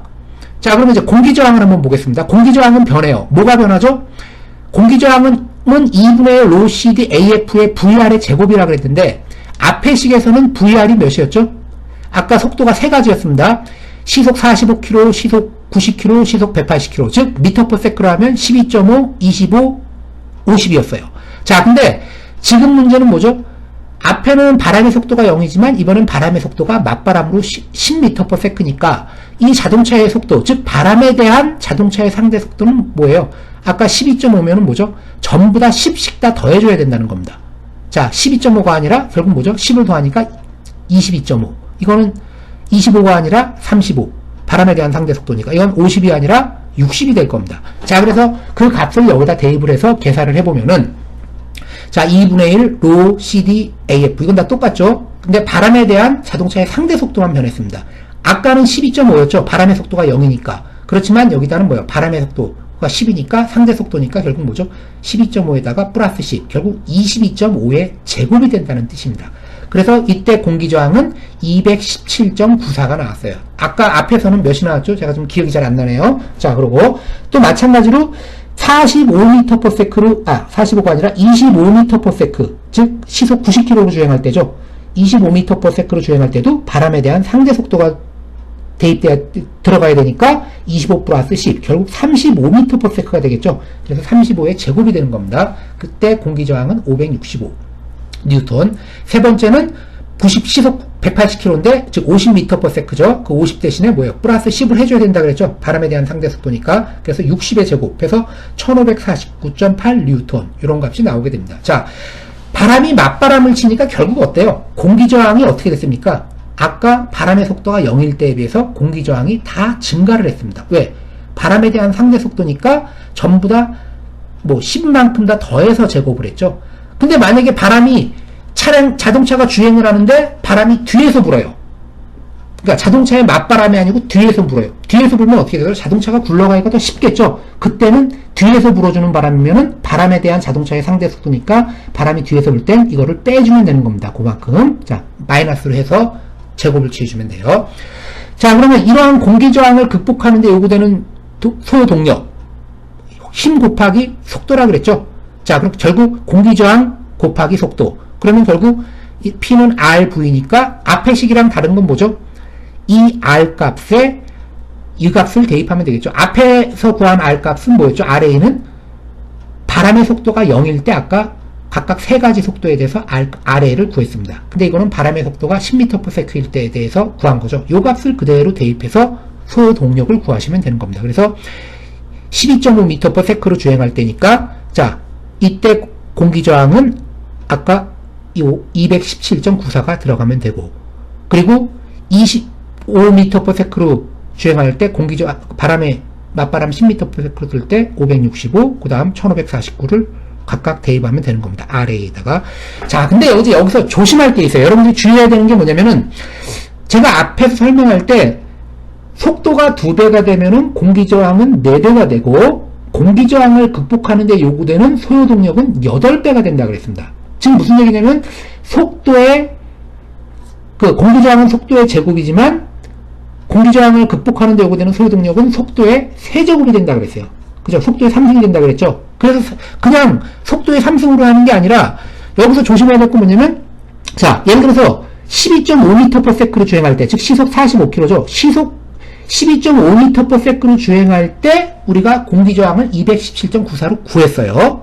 자, 그러면 여기다가 이제 속도를 곱하는데, 이때 이 속도는 바람에 대한 상대 속도를 곱해주면 안 된다는 겁니다.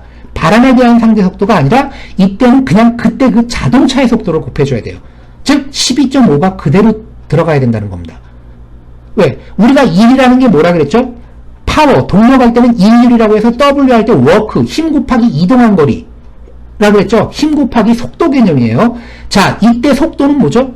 자동차의 실제 속도입니다. 쉽게 말해서 자동차가 주행한 거리. 자동차가 주행한 거리는 바람하고는 관계가 없죠. 바람이 세게 불던 적게 불던 자동차가 주행한 거리는 동일하다는 겁니다.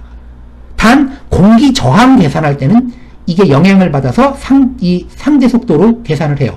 그러나 동력 계산할 때는 순수하게 자동차 속도, 즉 순수하게 자동차 이동 거리를 시간으로 나눠준 순수한 자동차 속도가 곱해져야 된다는 겁니다. 그래서 공기저항 구할 때는 이 바람에 대한 상대 속도의 제곱으로 해서 공기저항을 구하고, 그 다음 속도 곱할 때는 바람에 대한 상대 속도를 곱해주지 말고 순수하게 자동차의 속도를 곱해줘야 된다는 겁니다. 자, 그래서 12.5m/s를 곱해주면은 그때 소요 동력은 2724.25, 그래서 대략 2.724kW. 마찬가지로 25m/s일 때도, 자, 공기저항 구할 때는 25에다가 바람의 속도를 더해가지고 35, 즉 바람에 대한 자동차의 상대 속도로 해서 공기저항은 구했지만, 그때 곱해주는 속도는, 공기저항에 곱해주는 속도는 순수한 자동차의 속도니까 25m/s를 곱해줘야 된다는 겁니다. 그래서 계산하면은 소요동력은 14.126kW. 마찬가지겠죠? 그럼 세 번째, 50m/s일 때도 공기저항 구할 때는 바람에 대한 상대 속도의 제곱으로 공기저항을 구하고, 그 다음 속도 곱할 때는 자동차의 속도를 곱하는 겁니다. 그래서 50m/s 해가지고, 자, 구해주시면은 이렇게 77.49kW라는 값을 구할 수가 있습니다. 자, 공기저항을 극복하는 출력이 되겠죠. 자, 조금 전에 설명한 참고적으로, 자, 아까 그 공기저항을 극복하는 데 요구되는 동력, P-air는 뭐죠? 힘 곱하기 속도라 그랬어요. 그때 이 힘에 해당하는 게 뭐라 그랬죠? 공기저항이라 그랬죠. R-air의 V입니다. 그럼 R-air는 뭐죠? 공기저항은 2분의 1 rho CD AF, VR의 제곱. 여기까지가 RA죠. 그래서 여기는 VR의 제곱이지만, 이 V는 뭐죠? 별개로 자동차의 속도입니다. 순수한 자동차의 속도니까, 이거를 같이 3승으로 해주면 안 된다는 거예요. 근데 3승으로 해도 관계없을 때는 언제죠? 바람의 속도가 0일 때, 즉 바람에 대한 자동차의 상대 속도를 계산할 때 그 바람에 대한 자동차의 상대 속도나 실제 자동차의 속도가 동일할 때, 즉 바람의 속도가 0일 때는 이 VR이나 V가 같아요. 그럴 때는 그냥 뭐죠? V의 3승으로 해서 계산해도 동일한 결과가 나온다는 겁니다. 그러나 바람에 대한 바람이 불 때는 V하고 VR은 다르다는 거죠. 그거를 여러분들이 꼭 주의해가지고서 문제를 푸셔야 됩니다.